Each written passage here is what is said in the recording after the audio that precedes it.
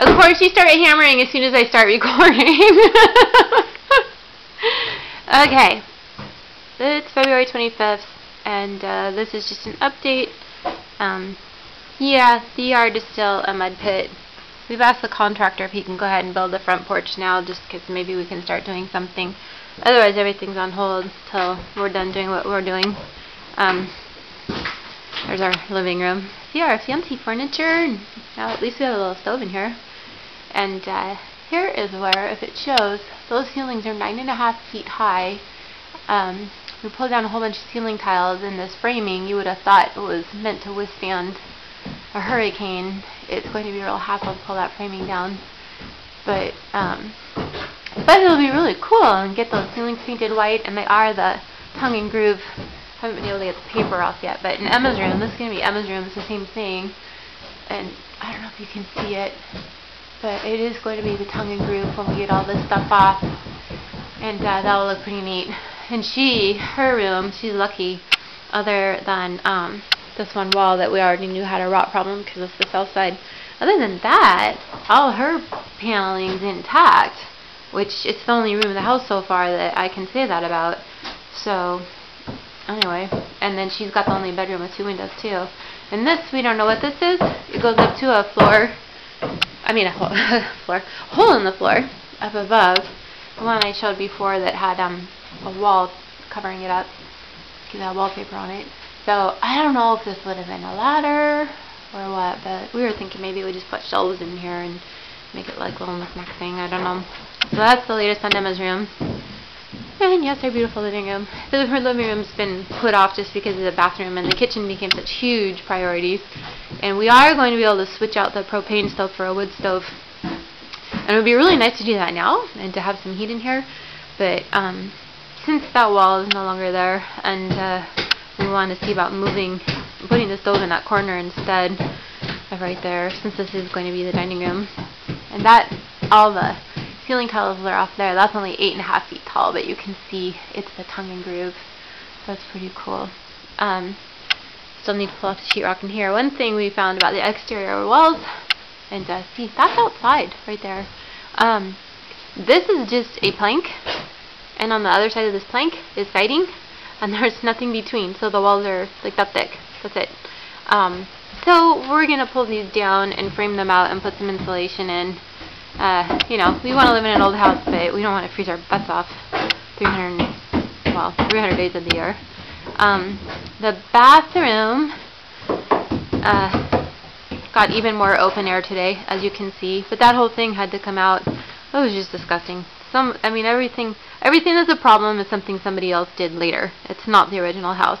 But look, new wood. There's actually construction going on, not just destruction going on, and it means we get to move that wall in and make the bathroom a little bit smaller and make the mudroom a little bit bigger, which is cool. So say hi, honey. He's just happy now because when you first pulled that wall out, it started hailing, and the hail was flowing right in on it.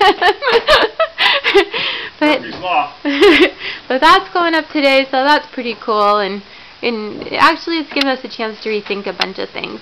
Because now we're thinking maybe we will try and put a clawfoot tub in there if we can find a cheap used one. And then the kitchen has become the other priority. I just now, like 5 minutes ago, got the last of the sheetrock off in here, and that is always a very good feeling. But that's where the chimney was. And yeah, we still have a hole in the ceiling. We still have a hole in the floor too. That's just sheetrock's covering it up. When they went to put the house down, they were afraid about this exterior wall over here just buckling under the weight, because you can see that's a pretty big gap.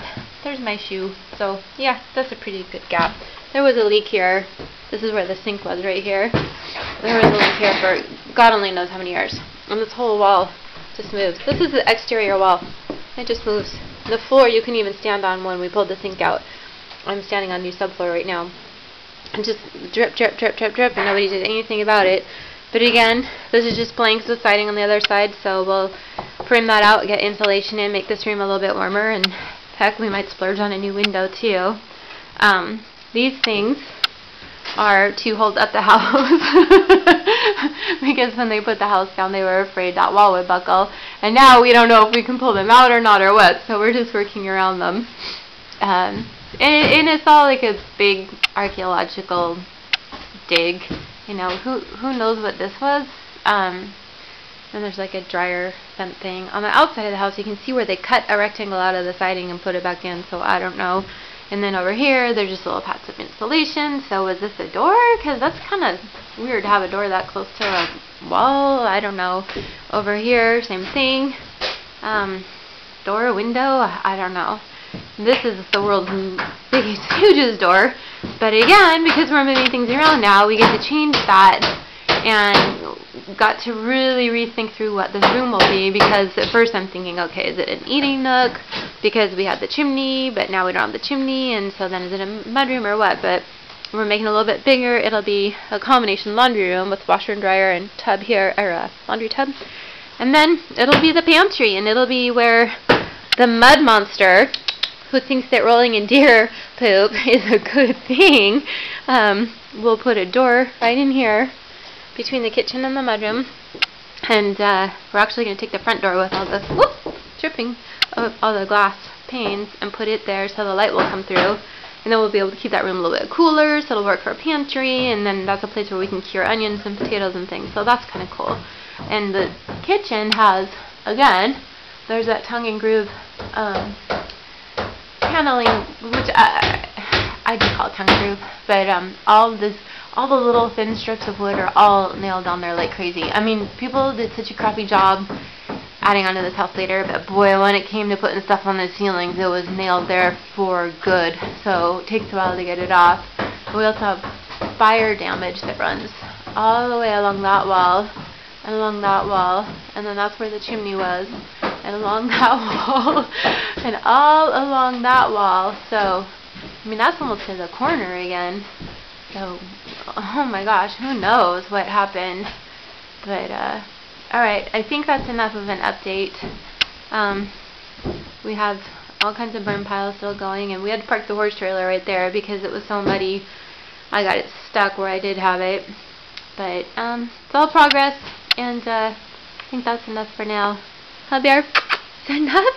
Okay, say bye!